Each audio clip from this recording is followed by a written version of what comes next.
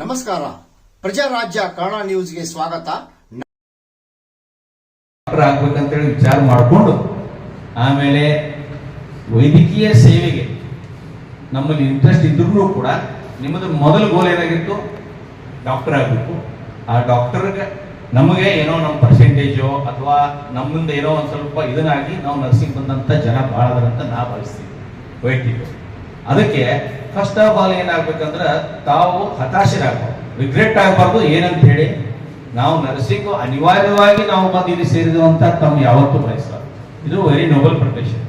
ಮತ್ತೆ ಈಗ ಒಮ್ಮೆ ನೀವು ನರ್ಸಿಂಗ್ ಈ ಶಿಕ್ಷಕ ಇದನ್ನ ಆಯ್ದುಕೊಂಡ ಮೇಲೆ ಇದ್ರ ಮುಂದೆನೆ ನೀವು ಏನ್ ಮಾಡ್ಬೇಕಾ ಅದನ್ನೇ ಮಾಡ್ಬೇಕು. ಬೇರೆ ಆಪ್ಷನ್ ಅದಾವ, ಬಟ್ ಆಸ್ ಎ ಸಪ್ರೇಟ್ ಆಗಿ ನೀವು ಆಪ್ಷನ್ ನೋಡ್ಕೋಬಹುದು. ಬಟ್ ಈ ಹುದ್ದೆ ಏನಿದೆ ಸರ್ ತಮ್ಮ ಸ್ಪೀಚ್ ಅಲ್ಲಿ ಹೇಳಿದ್ರು, ಕೇಳಿ ಸರ್, ಭಾಳ ಡೆಡಿಕೇಟ್ ಬೇಕು, ಕಮಿಟೆಡ್ ಬೇಕು. ಯಾಕಂದ್ರೆ ನಾವು ಯಾವತ್ತೂ ಒಬ್ಬ ಜನಸಾಮಾನ್ಯರನ್ನ ಹತ್ತಿರ ಅಥವಾ ಅವನ ಮಾನಸಿಕವಾಗಿ ಅವನ ಜೊತೆನೆ ಇರುವಂತ ಪರಿಸ್ಥಿತಿ, ನಾವು ಡ್ಯೂಟಿ ಮಾಡೋ ಅವರ್ಸ್ದಷ್ಟು ನಾವು ಇರ್ಬೇಕಾದಂತ ಪರಿಸ್ಥಿತಿ ಇರ್ತದೆ. ಹೀಗಾಗಿ ನೀವು ಆಯ್ದುಕೊಂಡಿದ್ದ ಈ ಏನು ಒಂದು ಪ್ರೊಫೆಷನ್ ಇದೆಯಾ ಅದ್ರ ಬಗ್ಗೆ ನೀವು ಹತಾಶರಾಗುವ ಅವಶ್ಯಕತೆ ಇಲ್ಲ. You have a very good opportunity. ಮತ್ತೆ ನಿಮ್ಮ ಸ್ಥಳೀಯ ಮಟ್ಟದಲ್ಲಿ, ನಿಮ್ಮ ಊರುಗಳ ಪಕ್ಕದಲ್ಲಿ ಮತ್ತು ಒಂದು ಸಂಕೇಶ್ವರದಂತ ನಗರ ಪ್ರದೇಶದಲ್ಲಿ ನಿಮಗೆ ನರ್ಸಿಂಗ್ ಕಲಿಯುವಂತ ಒಂದು ಅವಕಾಶ ನಿಮ್ಗೆ ಸಿಕ್ಕಿದೆ. ಅದು ಒಂದು ಅಪರ್ಚುನಿಟಿ ಅಲ್ಲ. ಇಲ್ಲಾಂದ್ರೆ ನಾವು ಜಿಲ್ಲಾ ಮಟ್ಟ ಮತ್ತು ರಾಜ್ಯ ಮಟ್ಟದಲ್ಲಿ ನಾವು ಕಲಿಯುವಂತ ಪರಿಸ್ಥಿತಿ ಇತ್ತು. ಅದಕ್ಕೆ ಈ ಒಂದು ಅಪರ್ಚುನಿಟಿಯನ್ನ ಬಳಸ್ಕೊಂಡು ನೀವು ಇಲ್ಲಿ ಗುಣಾತ್ಮಕವಾಗಿ ಒಂದು ಕಲಿಯೋದು ಭಾಳ ಇಂಪಾರ್ಟೆಂಟ್. ಈ ಯಾವುದೇ ಒಂದು ಪ್ರೊಫೆಷನ್ ಒಂದು ಆಯ್ಕೆ ಮಾಡಿಕೊಂಡ್ಮೇಲೆ ಅಲ್ಲಿ ನಾ ಹೇಳಿದೆ, ಫಸ್ಟ್ ಒಂದು ಏನಿರಬೇಕು, ಹತಾಶರಾಗಬಾರ್ದು. ಎರಡನೇದು, ನೀವು ಯಾವ್ದೊಂದು ಪ್ರೊಫೆಷನ್ ಆರಿಸ್ಕೊಂಡಿದ್ದೀರಲ್ಲ ಅದಕ್ಕೇನಿರ್ಬೇಕು, ಹಂಬಲ ಮತ್ತು ಹಸಿವು. ಅಂದ್ರೆ ಏನು, ನಾ ಇಲ್ಲಿ ಬಂದ ಮೇಲೆ ನಾ ಏನಾದ್ರೂ ಮಾಡೇ ಮಾಡ್ತೀನಿ. ಇಲ್ಲಿ ಏನಿದೆ 40 ಜನ ಅದೇ ಇಲ್ಲ, ಇದರಲ್ಲಿ 8-10 ಜನ ಆದ್ರೆ ಹೆಂಗಾದ್ರೂ ಮಾಡಿ ಅವ್ರು ಏನ್ ಮಾಡ್ತಾರೆ, ಸ್ವಲ್ಪ ಸ್ಕಾಲರ್ ಅದಾರೆ, ಮೆರಿಟ್ ಅದಾರೆ, ನನ್ಗೆ ಅವ್ರ ಬಗ್ಗೆ ಕಾಳಜಿ ಇಲ್ಲ, ಅವ್ರು ತಾವು ಆಪ್ಷನ್ ಮಾಡಿ. ನನಗೆ ಕಾಳಜಿ ಇರೋದು ಉಳ್ಕಿದ 30 ಜನ. ಆ 30 ಜನನು ನಾವು ಒಂದು ಯಾವುದೋ ಒಂದು ಕಾಲೇಜಿಗೆ ಸುಮ್ಮನೆ ಬೇರೆ ಕಾಲೇಜ್ ಜೊತೆ ಅಲ್ಲ. ಈ ಮೆಡಿಕಲ್ ಪ್ರೊಫೆಷನ್ MBBS ಆಗಲಿ, ಫಿಸಿಯೋಥೆರಪಿ ಆಗಲಿ, ಡೆಂಟಲ್ ಆಗಲಿ, ಶಿವಶಿಲ್ಕಿ ಬೇರೆ ತರ ಅಲ್ಲ. ಇದನ್ನು ಫಾರ್ಮಾಲಿಟಿಗೆ ಬಂದು ನಾವು ಕರಿಕ್ಯುಲಮ್ ಸಂಬಂಧ ಅಥವಾ ಒಂದು ಏನೋ ಪರೀಕ್ಷೆ ಇದೆ, ಪರೀಕ್ಷೆ ಮುಗಿಸಿಬಿಟ್ಟು ಪಾಸ್ ಆಗೋದು ಅಂತ ಇಲ್ಲ. ಇಲ್ಲಿ ಏನಾಗಿದೆ, ನಾವು ಸ್ಕಿಲ್ ಡೆವಲಪ್ಮೆಂಟ್ ಮಾಡ್ಬೋದು. ಯಾಕಂತಂದ್ರೆ ನಾವು ಏನ್ ಇಲ್ಲಿ ಕಲಿತೀವಿ ಅದನ್ನ ನಾವು ಪ್ರಾಯೋಗಿಕವಾಗಿ ಫೀಲ್ಡ್ದಲ್ಲಿ, ಅಂದ್ರೆ ಆಸ್ಪತ್ರೆಯಲ್ಲಿ ಇರ್ಬೋದು ಅಥವಾ ಸಮಾಜದಲ್ಲಿ ಆದ್ರೂ ಅದನ್ನ ನಾವು ಏನ್ ಮಾಡ್ತೀವಿ, ಪ್ರಾಕ್ಟೀಸ್ ಮಾಡ್ತೀವಿ. ಅದನ್ನ ಪ್ರತಿಯೊಬ್ಬರು ಜನನು ಅದನ್ನ ಚೆಕ್ ಮಾಡಿ ನೋಡ್ತಾರೆ. ಅಂದ್ರೆ ನರ್ಸಸ್ಗಳು ಯಾವ ರೀತಿ ಕೆಲಸ ಮಾಡ್ತಾರೆ, ಇವರು ಎಲ್ಲ ಸ್ಕಿಲ್ಗಳು ಅದಾವಲ್ಲ, ನಾವು ಏನ್ ಮಾಡ್ಬೇಕಾಗಿತ್ತು ಪ್ರೊಸೀಜರ್ ಅವಕ್ಕೆಲ್ಲ ಮಾಡಕ್ ಬರ್ತದೋ ಏನೋ ಇಲ್ಲೋ ಅನ್ನೋದು ಅವ್ರು ನಮ್ಮ ಕಣ್ಣು ಮುಂದೆನೆ, ಅದರ ಪ್ರತಿಯೊಬ್ಬರು ನಮ್ಗೆ ಅಸೆಸರ್. ಅದಕ್ಕೆ ಚಾಲೆಂಜಸ್ ಇದೆ. ಅಂದ್ರೆ ಏನು, ನಾವು ಪ್ರತಿಯೊಬ್ಬರು ನಾವು ಏನ್ ಮಾಡೋದನ್ನ ಅವರೇ ಜಡ್ಜ್ ಮಾಡ್ತಾರೆ. ಪರೀಕ್ಷೆದಲ್ಲಿ ಏನೋ ನಾವು ಪೇಪರ್ ಥಿಯರಿದಾಗ ಬರಿತೀವಿ, ಎಲ್ಲೋ ಚೆಕ್ ಮಾಡ್ತಾರೆ, ನಾವು ಬರೆದಿದ ಮೇಲೆ ಥಿಯರಿದ ಏನೋ ಬಹ್ಯಾಟ್ ಮಾಡ್ಕೊಂಡು ಅದು ಪಾಸ್ ಆಗ್ಬೋದು.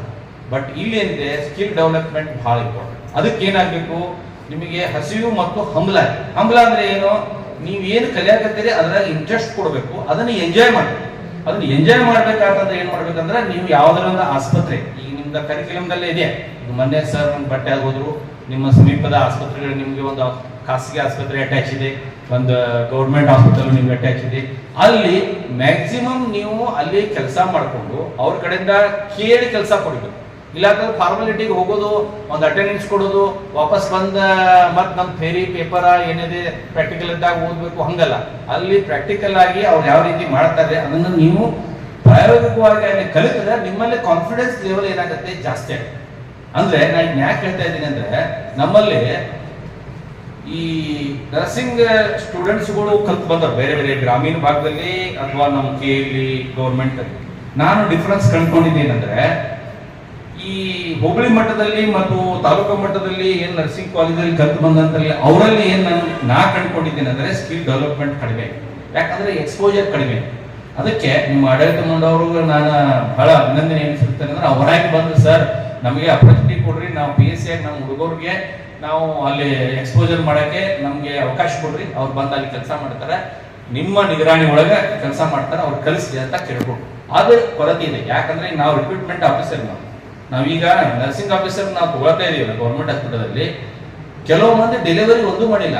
ನಾವು ಅವ್ರನ್ನ ಡೆಲಿವರಿ ಮಾಡಕ್ಕೆ 24/7 PSC ಒಳಗೆ ಅವ್ರನ್ನ ನಾವು ನರ್ಸಿಂಗ್ ಆಫೀಸರ್ ಅಂತ ಹೇಳಿ ಹೋಗ್ತಾ ಇದ್ವಿ. ಹೆಂಗ್ ಸಾಧ್ಯ? ಹಂಗಂತೇಳಿ ಅವ್ರು ಬಿಡಕ್ ಆಗಲ್ಲ. ಯಾಕಂದ್ರೆ ಅವ್ರ ಮೆರಿಟ್ ಇದೆ, ಆ ಮೆರಿಟ್ ಮೇಲೆ ಅದಕ್ಕೆ ನಾವು ಕೊಡ್ಲೇಬೇಕು. ನಮ್ಮ ಗೌರ್ಮೆಂಟ್ದಲ್ಲಿ ಅವ್ರನ್ನ ಬಿಡಕ್ ಆಗಲ್ಲ, ನಿಮ್ಗೆ ಸ್ಕಿಲ್ ಇಲ್ಲ ಅಂತ. ಆಮೇಲೆ ನಮಗೆ ಏನಾಗಿದೆ, ಅವ್ರನ್ನ ಮತ್ತೆ ಸ್ಕಿಲ್ ಕಳ್ಸೋಕಂತ ಪರಿಸ್ಥಿತಿ ನಮ್ಗೆ ಆಮೇಲೆ. ಇದನ್ನು ಒಂದು ಲೆವೆಲ್ನಲ್ಲಿ ನಿಮ್ಮಲ್ಲೇನೆ ನೀವು ಆ ಸ್ಕಿಲ್ ಡೆವಲಪ್ಮೆಂಟ್ ಮಾಡ್ಕೋಬೇಕು. ಇದನ್ನ ಮಾಡ್ಕೋತ್ನಾಗ ಅದಕ್ಕೆ ಮಜಾ ತಗೋಬೇಕು. ಅಂದ್ರೆ ಏನ ಎಂಜಾಯ್ ಮಾಡ್ತೀವಿ. ಅಂದ್ರೆ ಏನ, ಈಗ ಒಂದು ನಾವು ಸಲೈನ್ ಹಚ್ಚಾತೀವಿ, ಒಂದು IV ಹಚ್ಚಾತೀವಿ, ಒಂದು ಇಂಜೆಕ್ಷನ್ ಕೊಡಾಕ್ತಿದೀವಿ, ಒಂದು OT ಅಸಿಸ್ಟ್ ಮಾಡಾಕ್ತಿವಿ. ಒಂದು ಸ್ಮಾಲ್ ಐನ್ ಇಂಜೆಕ್ಷನ್ ಹಿಡ್ಕೊಂಡು ಒಂದು ನ್ಯೂರೋ ಸರ್ಜರಿ ಮಾಡಕ್ಕಂತನು, ಒಂದು ಬೈಪಾಸ್ ಹಾರ್ಟ್ ಸರ್ಜರಿ ಮಾಡಕ್ಕಂತನು ಡಾಕ್ಟರ್ಗೆ ಒಪ್ಪಿಗೆ ಮಾಡಕ್ ಸಾಧ್ಯತೆ ಇದೆ? ಎಲ್ಲಾನು ಒಬ್ರು ಶುಶ್ರೂಷಕರೇ ಬೇಕೇ ಬೇಕು. BP ತಪಾಸ್ ಮಾಡಿಸ್ತಾರೆ, ಇಂಜೆಕ್ಷನ್ ನಾವು ಹೇಳ್ತೀವಿ, ಅವ್ರು ಇಂಜೆಕ್ಷನ್ ಮಾಡ್ತಾರೆ. IV ಲೈನ್ ಹೇಳ್ತೀವಿ, ನಾವು IV ಲೈನ್ ಕೊಡ್ತಾರೆ, ನಾವು ಇನ್ಸ್ಟ್ರಕ್ಷನ್ ಕೊಡ್ತೇವೆ, ಆ ಟ್ಯಾಬ್ಲೆಟ್ ಔಷಧ ಕೊಡ್ತಾರೆ, ಮಾನಿಟರ್ ಮಾಡ್ತಾರೆ. ಅದೇ ರೀತಿ OT, ಆಮೇಲೆ ಪ್ರೊಸೀಜರ್ಸ್, ಆಮೇಲೆ ಎಕ್ಸ್ರೇ, CT ಸ್ಕ್ಯಾನ್ ಎಲ್ಲದರಲ್ಲಿಯೂ ಅವ್ರದ್ದು ಒಂದು ಸಹಾಯ ಇಲ್ಲದೆ ಯಾವುದೇ ಒಂದು ವೈದ್ಯಕೀಯ ಸಂಸ್ಥೆ ಇರ್ಬೋದು ಅಥವಾ ಒಂದು ವೈದ್ಯಕೀಯ ಸೇವೆ ಮಾಡೋದು ಅಸಾಧ್ಯ. ಅಲ್ಲಿ ಏನ್ ಮಾಡ್ತಾರೆ, ಪ್ರೈವೇಟ್ದಲ್ಲಿ ಮತ್ತು ಗೌರ್ಮೆಂಟ್ದಲ್ಲಿ ಮತ್ತು ಸ್ಪೆಷಾಲಿಟಿ ಹಾಸ್ಪಿಟಲ್ಗಳಲ್ಲಿ ನಿಮ್ಮ ಸ್ಕಿಲ್ ಯಾರ್ದು ಚಲೋ ಇದೆ, ಸ್ಕಿಲ್ ಯಾರ್ದು ಚೆನ್ನಾಗಿದೆ ಅವ್ರು ನೋಡ್ತಾರೆ. ಅಲ್ಲಿ ಪರ್ಸೆಂಟೇಜ್ ನೋಡಲ್ಲ. Just like software engineers skill ನೋಡೋಣ. ನಿಮ್ದು ಏನು ನೀವು ಇಂಜಿನಿಯರ್ ಇದರಲ್ಲಿ ನೀವು ಏನ್ ಮಾಡಿದ್ರೆ ನೋಡಲ್ಲ ಅವ್ರು. ನಿಮ್ದು ಮಾರ್ಕ್ಸ್, ನೀವು ಒಮ್ಮೆ ನಿಮ್ಮ ಮಾರ್ಕ್ಸ್ ಮೇಲೆ ನಿಮ್ಗೆ ಒಳಗೋತಾರೆ. ಆಮೇಲೆ ನಿಮ್ಗೆ ಒಂದು ಏನ್ ಕೊಡ್ತಾರೆ, ಅವರು ಅಸೈನ್ಮೆಂಟ್ ಕೊಡ್ತಾರೆ. ಆ ಅಸೈನ್ಮೆಂಟ್ ದಲ್ಲಿ ಸಾಫ್ಟ್ವೇರ್ ಇಂಜಿನಿಯರ್ ಅಲ್ಲಿ ನೀವು ಎಷ್ಟು ಸ್ಕಿಲ್ಫುಲ್ ಅದ್ರಿ ಅದ್ರ ಮೇಲೆ ನಿಮ್ ಪ್ರಮೋಷನ್, ನಿಮ್ ಪೇಮೆಂಟ್ ಪರ್ ಇಯರ್ ಕೊಡ್ತಾರೆ. ಅದೇ ರೀತಿ ನಮ್ಮಲ್ಲಿನೂ ಕೂಡ ದೊಡ್ಡ ದೊಡ್ಡ ಹಾಸ್ಪಿಟಲ್ಗಳಲ್ಲಿ, ಈಗ ಮೇಡಮ್ ಅದಾರಲ್ಲ ಹಾಸ್ಪಿಟಲ್, ದೊಡ್ಡ ದೊಡ್ಡ ಹಾಸ್ಪಿಟಲ್, ಈ ದೊಡ್ಡ ದೊಡ್ಡ ಹಾಸ್ಪಿಟಲ್ಗಳಲ್ಲಿ ನೀವು ಕೆಲಸ ಮಾಡಬೇಕು, ಹೆಚ್ಚಿಗೆ ಪೇಮೆಂಟ್ ಇರುವಂತ ಕೆಲಸ ಮಾಡ್ಬೇಕಂತಂದ್ರೆ ನೀವು ನಿಮ್ಮ ಲೆವೆಲ್ ಅಲ್ಲಿ ಇದ್ದಂತ ಸೌಲಭ್ಯಗಳನ್ನ, ಸಮೀಪದಲ್ಲಿ ಇರುವಂತ ಸೌಲಭ್ಯಗಳನ್ನು ಉಪಯೋಗಿಸಿಕೊಂಡು, ಆಸ್ಪತ್ರೆಗಳನ್ನು ಉಪಯೋಗಿಸಿಕೊಂಡು ತಾವು ಸ್ಕಿಲ್ ಡೆವಲಪ್ಮೆಂಟ್ ಮಾಡಿಕೊಂಡು ನೀವು ಕರಿಕ್ಯುಲಮ್ ಯಾವುದೇ ಥಿಯರಿ ಅಥವಾ ನೀವು ಏನ್ ಪ್ರಾಕ್ಟಿಕಲ್ ಇದೆ ಅದನ್ನ ಮಾಡ್ಕೋತಾನೆ ಇನ್ನೊಂದು ಸ್ಕಿಲ್ ಡೆವಲಪ್ಮೆಂಟ್ ನೀವು ಮಾಡ್ಕೋರಿ. ಇದನ್ನ ಮಾಡ್ಕೊಂಡಾದ್ರೆ ನಿಮ್ಮ ಭವಿಷ್ಯ ಬಹಳ ಚೆನ್ನಾಗಿದೆ, ಉಜ್ವಲ ಆಗಿದೆ. ನನ್ನ ಅನಿಸ್ಮಟ್ಟಿಗೆ ಡಾಕ್ಟರ್ಗಿಂತನೂ ಚೆನ್ನಾಗಿ ಉಜ್ವಲ ಭವಿಷ್ಯ ಇದೆ. ಪ್ರತಿ ವರ್ಷ 40,000, ನನ್ನ ಅನಿಸ್ಮಟ್ಟಿಗೆ 40,000 ಶಿಕ್ಷಕರು ಹೊರಗೆ ಬರ್ತಾ ಇದ್ದಾರೆ ಅಂತ ನಾನು ಇವತ್ತು ಪೇಪರ್ ಅಲ್ಲಿ ನೋಡ್ತಾ ಇದ್ದೆ. ಬಹಳ ಕಡಿಮೆ, ಇನ್ನೂ ಅಪರ್ಚುನಿಟಿ ಬಹಳ ಇದೆ. ಆದ್ರೆ ನಿಮ್ ಸ್ಕಿಲ್ ಎಷ್ಟಿದೆ, ಆಮೇಲೆ ನೀವು ಯಾವ ರೀತಿ ಈ ನರ್ಸಿಂಗ್ ಕೋರ್ಸ್ ನಲ್ಲಿ ನೀವು ತಮ್ಮನ್ನು ತಾವು ತೊಡಗಿಸ್ಕೊಂಡು ಎಷ್ಟು ಹೆಚ್ಚಿನ ಮಾರ್ಕ್ಸ್ಕೊಂಡು ತಗೋತೀರಿ, ನಿಮಗೆ ಹೆಚ್ಚಿನ ದೊಡ್ಡ ದೊಡ್ಡ ಆಸ್ಪತ್ರೆಗಳಿಗೆ ಕೆಲಸ ಮಾಡುವಂತ ಅವಕಾಶ ನಿಮ್ದಾಗುತ್ತೆ. ಅದೇ ರೀತಿ ದೊಡ್ಡ ದೊಡ್ಡ ಸಿಟಿಯಲ್ಲೂ ಕೂಡ, ಎಲ್ಲಿ ನಮ್ಮ ಚೆನ್ನೈ,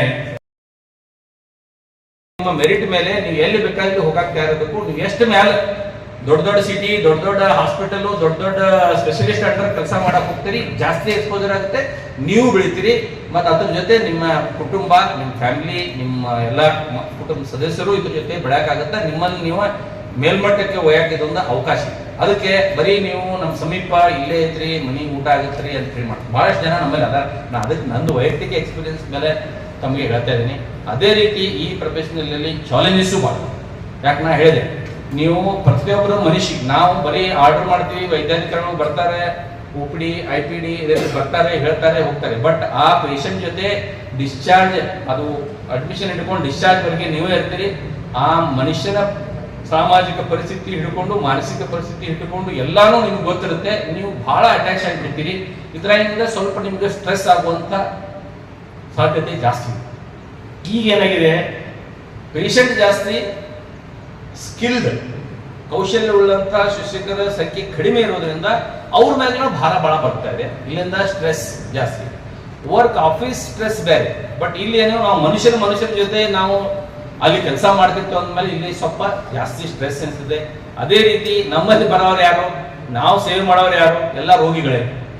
ಅವ್ರ ಜೊತೆ ನಮ್ಗೆ infection control is a big challenge. Being a hospital administrator, ನಾನು ಹಾಸ್ಪಿಟಲ್ ಮ್ಯಾನೇಜ್ಮೆಂಟ್ ನೋಡ್ತಾ ಇದ್ದೀನಿ. Biomedical waste management and infection control, they are the big challenges for the hospitals. ಅದಕ್ಕೆ ಇನ್ಫೆಕ್ಷನ್ ಕಂಟ್ರೋಲ್ ಬಗ್ಗೆನೂ ನೀವು ಜಾಸ್ತಿ ಇದ್ರ ಬಗ್ಗೆ ಅಭ್ಯಾಸ ಮಾಡ್ರಿ. Off the record, off the book, off the ನಿಮ್ದು ಕರಿಕ್ಯುಲಮ್, ಇದ್ರ ಬಗ್ಗೆ ನೀವು ವೆಬ್ಸೈಟ್ಗಳಲ್ಲಿ ಹೋಗ್ರಿ. Infection control, biomedical waste management, these are all upcoming challenges.